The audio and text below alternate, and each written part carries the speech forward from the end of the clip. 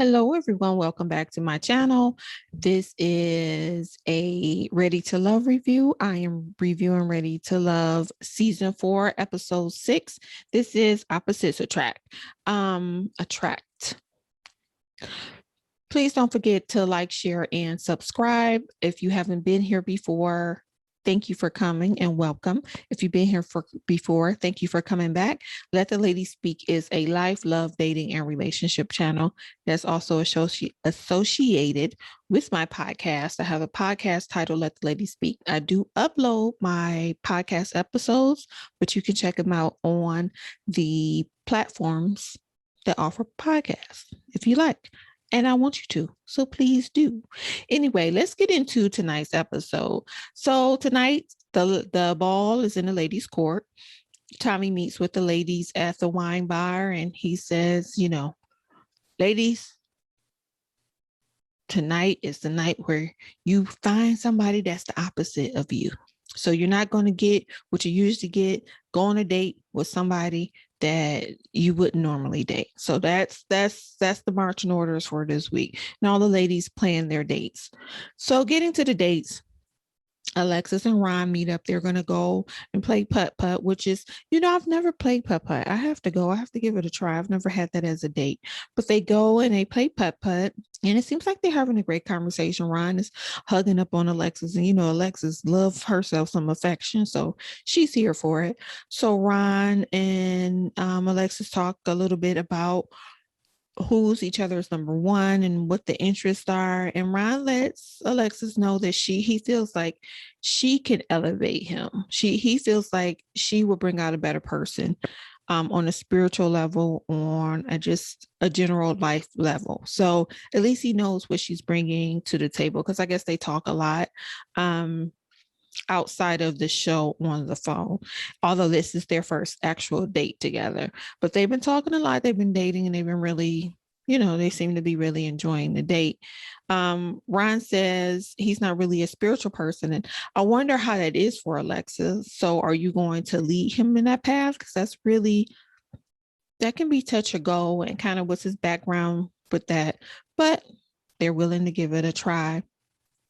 She asked him, what is it about Chrysanthemum and her that are different? And, he basically again says, I feel like you can elevate me. I think Chrysanthemum really, really turned Ron off with the whole Stacy situation. So I think he's just kind of like, okay, on Chrysanthemum for now. AJ and Amber meet up at Starbucks, and Amber was not here for AJ. Okay, AJ came with his usual game. Why we never been on a date before? Why you never called me before? And Amber's like, you're not intentional. You're a player, and I'm not here for your mess. She was just like, let's just get down to it. You are not serious. I am not with that. That's not my type. You are used to women chasing you. I'm not going to chase you, and I'm not here for the game. So if you get serious, then check me out. If you become intentional, I'll match your energy. Until then, it's a no. Yeah, AJ little feelings was hurt, but she kept it real with him. She was honest. That's the friend. If you're gonna have a female friend, men, that's the kind of friend you need. Someone who's going to be honest with you. Your woman should be that honest with you, honestly. And he was concerned that I'm going to be at the bottom, and then what if I'm at the bottom and then you leave? It's like, AJ, you can't be afraid of rejection on a show that rejects. You can't be afraid of rejection in life anyway. How do you get anywhere? Because people are going to say no. People are going to say no. And you have to say, okay, it's no today, but I'm going to try again tomorrow, And this is a little concerning to me. So he basically, Amber was like, if you are intentional, I'll deal with you. If not, I don't have time for you. That was the bottom line. She's like, I'm a woman of my word. So if you're going to do it, I'll do it. But if not, kick rocks. Pretty much. KJ Smooth and Chrysanthemum meet up. They have one of the most transparent conversations. They talk about their childhood. Chrysanthemum says how her mom was not affectionate, so she's not affectionate, which explains a lot of like her heart shell, And then KG, is it KJ or KG? I think it's KG. KG Smooth says that he he didn't know his dad, or his dad didn't claim him, and then his dad passed. And it's like, what do you do about that? So it's funny, they don't have attraction to one another. They think of him as she thinks of him as a friend, but they had a really, really good conversation. Like, a lot of people aren't getting to know each other. They're spending a lot of time just asking, do you like me? Do you like me? Do you like me? Am I your top? Am I your number one? Am I your number one? But there isn't like a real conversation about who these people are. And that's the purpose of dating. You want to know who this person is to know if they match your life, if they pour into your life, if they would be a good fit for you, not if they like you. It's not just about the person liking you and having interest in you and picking you. It has to be about the two of you and how beneficial is this relationship going to be. So, they have a good conversation, but it basically goes nowhere. Joel and Amber go on a date, and Joel asks Amber, as soon as he sees her, he asks her for permission to kiss her on the cheek, which was very much a gentleman thing to do. And Amber was like, how many people you've been kissing on the cheek? I like that Amber sets her boundaries. She sets her boundaries. You're just not going to kiss and touch and hug and squeeze all on Amber. Amber's like, who are you kissing? And he hasn't been kissing anyone. I haven't even seen him kiss Vernicia on the cheek. So he said nobody. And so Amber asks if he wanted to get married, which makes me think Amber wants to get married, which is why I'm like, be careful with Chris, because Chris is like, if you want to get married, we can get married, but it's not the height of the relationship. Joel says, yes, I'm going to get married. And his relationship with his wife proved to him that he wants to do it again. And, he calls us what his wife's name is Courtney. For you who don't know, Courtney passed away. And I love how he shows her his respect. And he talks about how it was tough for him and how he had to heal. That's the kind of stuff I like to hear, that you've done some work, you got through some things, not just as if nothing ever happened in your life. So, Joel asks Amber, how do you feel about kids? Because Joel's like, I normally don't date ladies that young or younger, that much younger than me. And she said, I like kids. There's definitely a physical attraction between them. He said she's very mature for her age, and she is. She has a lot going for herself. But he was like, I don't know. We'll see. But I like what I'm seeing. That is basically what Joel said. I like what I'm seeing. I like that you have it together, but I like what I'm seeing. I think it's been a while for Joel. He had some attention in a while, and I think he's just like happy. He's like, all this attention, but Joel's a nice looking guy. So he's nice looking and he's charming and he seems real kind and genuine. So at the end of the day, Joel's like, can I have another kiss? And she said, well, I guess I said I would kiss you. So, she gave him a kiss on the cheek and they hugged. She rubbed his chest a little bit. I saw you, girl. I saw you get that little like. There's nothing wrong with a little bit of flirting. Yeah, my tag is sticking out. Hold on. Trying to get my life together. I need to do a hair chronicles because this hair has been woo. Okay.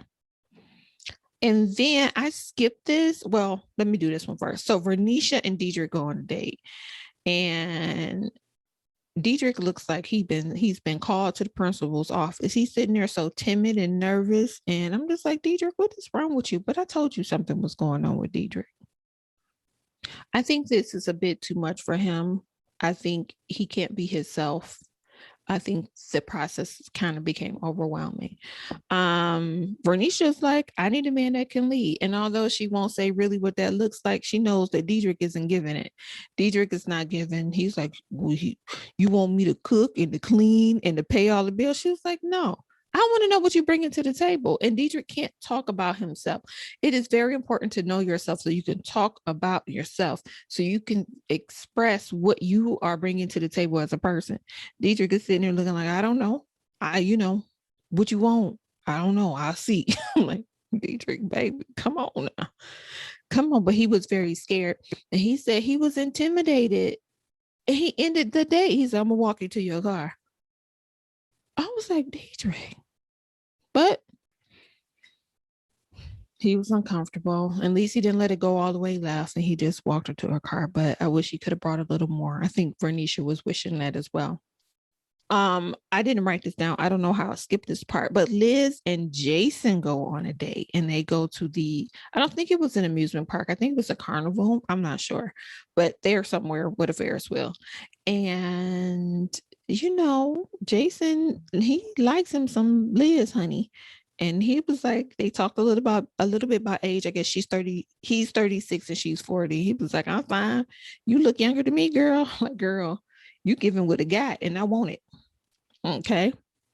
Jason is really attracted to Liz. He was very much a gentleman. He made sure, he got the chair. He was a gentleman. Okay. He was like, don't worry, don't carry this. I got this. I got it, girl, because I want you. Liz, Jason he want him some Liz, honey. Anyway, so Jason, they're talking and she asked Jason, how does he feel about abstinence? And he was like, well, it'll be hard, but I'll do it. I'll respect it. I'll respect it and I'll do it. And that, I believe he really will respect it. I think Liz will make it hard for him though, because, they end up kissing. And I'm like, when you're trying to practice abstinence and you are a person who enjoys sex or physical touch or physical intimacy, you have to be very mindful. You have to be careful because you'll end up breaking those vows. That's not easy. You got to be careful. And they're very touchy-feely. So they get on the Ferris wheel and it was nice and romantic. Her hair is blowing and she laying on his chest and he leans over and gives her a kiss. I was like, okay, Jason, you better let Liz know, girl, I want you. I'm going to be your man. That's what Jason said. Jason is here for his Liz.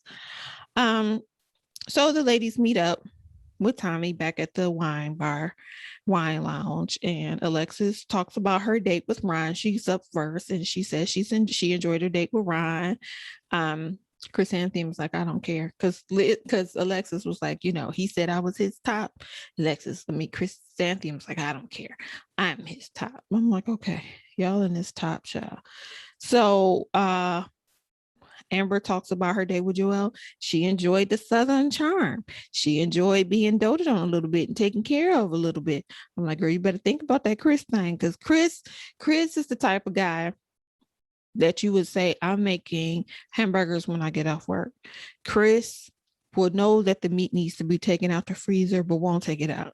He'll wait till you get home and say, well, baby, I ain't want to step on your toes. I know you want to do it.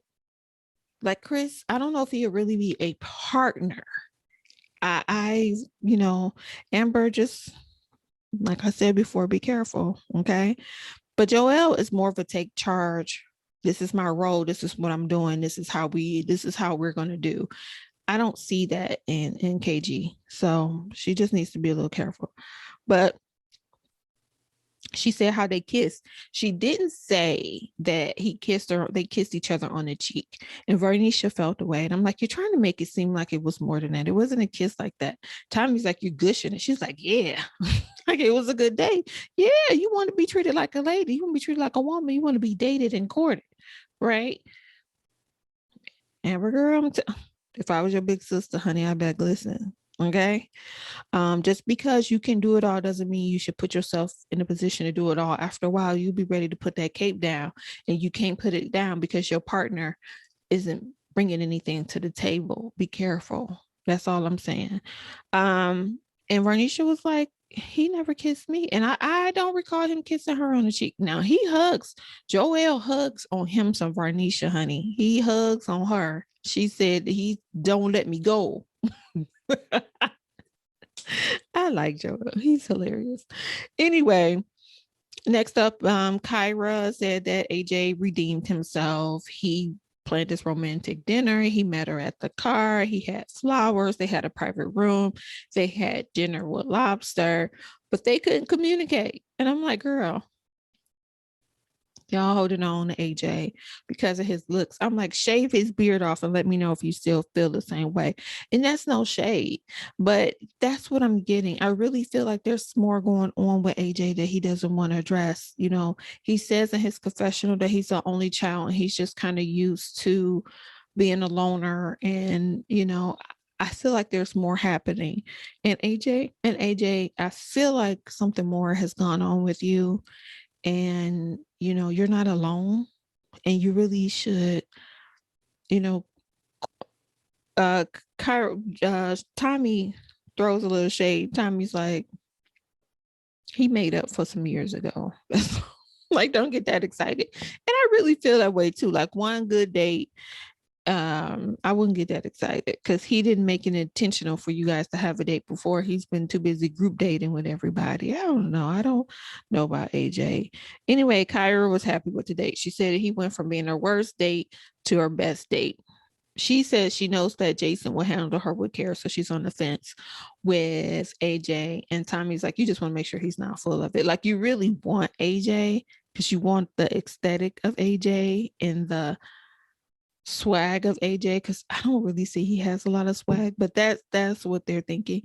And Tommy's like, girl, no, you should pick up what Tommy's putting down. Tommy sees it. He just won't say anything, which is so frustrating. Anyway, Liz talks about her romantic date with Jason. Jason made Liz see him differently. And it was a romantic date. And she talked about a kiss. She said it was just a peck, like she specified that so they wouldn't think it was like more. And Kyra was like, I'm coming for you. I'm like, Kyra, calm down. Calm down. You got AJ, remember? But she was like, I'm coming for you. But she really enjoyed her date and, got it blushing a little bit. And it was romantic. And I think AJ I was meant to more say Jason, authentic not and less AJ. troubled than David. David has some serious issues. So Liz, pray for your discernment, girl. Pray for some discernment, some understanding, and who isn't supposed to be in your life, ask that they be removed. That's my suggestion. So now they're talking about the bad dates. Vernicia didn't dog Deidre, but she mentioned that she doesn't know if he can lead, and it was hard to get to know him, because he shut him down. He was like, okay, it's time to go. You're intimidating me. I got to go, which is really unfortunate. I hate to see that. Man, you shouldn't be intimidated from a woman knowing what she wants, but that speaks to you. You got to go deal with those things. All the other ladies agree. Kyra said that she has good conversation with Deidre, but he's like at the bottom of her list. Chris Anthium talks about KG Smooth, said it was a nice date, but that it wasn't romantic and that they're friends. And everybody pretty much, aside from Amber, feels the same. Amber's like, okay, but looking at them like, don't put my man in the bottom because, I need to take care of him. That was shady. I'm sorry. But that's basically what's going on. Anyway, Amber calls AJ a player. She was like, and I had to tell him that he was a player and she wasn't feeling him. And then AJ was called out by the other women. And Alexis, let me tell you one thing about Alexis is she's paying attention.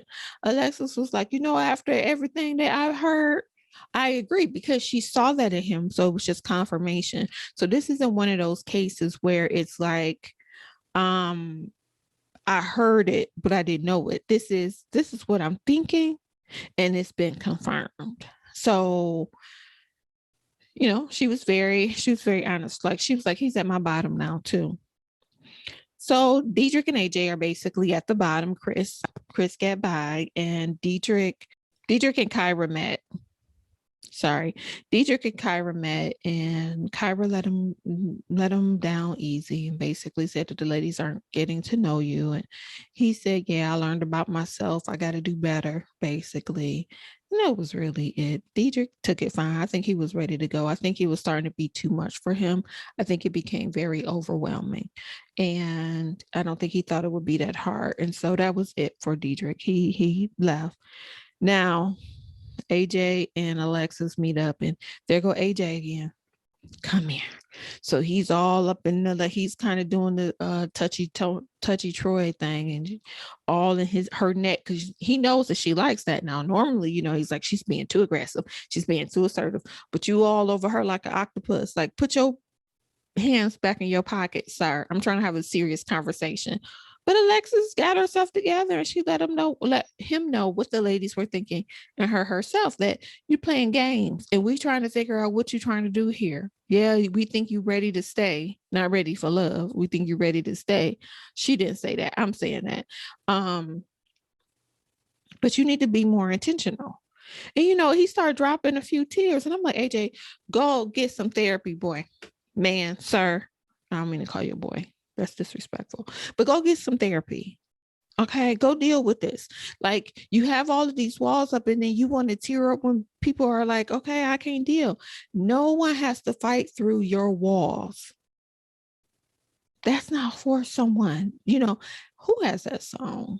Someone has a song like that. And although I really love the song, the meaning behind it is all wrong. You got to love yourself. You have to fix yourself. You have to deal with yourself. Then we could talk about somebody loving you. Because no one can not love a person that isn't truly present. Like, AJ really isn't present. His representative is here. No, who are they loving? They don't know who they're loving, honey. You gotta deal with what's going on with you. I feel like I know what's happening with AJ. I'm not gonna speak on it because I don't want to put that out there, but I feel like I know. And AJ, again, you're not alone. Go get some help so you can know your value more. And that's all. But you're more than just a player. You're more than a player. Anyway, that's it for Ready to Love. Y'all, I am finally caught up. And I'm so grateful because I've been trying to do these videos. Video reviews are not easy. So to all of the people that do it, Bondi, Alex, Forrest Rocks, Ashley, I mean, there's a boatload of people, but those are the people that I really watch. I take my hats off to you for doing this. It's not as easy as it looks, because sometimes I'm watching and I'm like, how you miss that? How you miss that? Now I get it, because you're trying to take notes, you're trying to watch, you're trying to, it's a lot. But good job. Great job, guys. You guys should go check out their channel too if you haven't. Anyway, that's my conclusion for Ready to Love season 4, episode 6. I will be back with more. Please check out my podcast, Let the Ladies Speak, and see me here next time. Don't forget to like, share, and subscribe, and comment. I want to hear what you guys have to say. And that's it. Have a wonderful, wonderful evening. Love you for who you are. And thank you for letting me speak. Have a good night. Mwah. Bye-bye.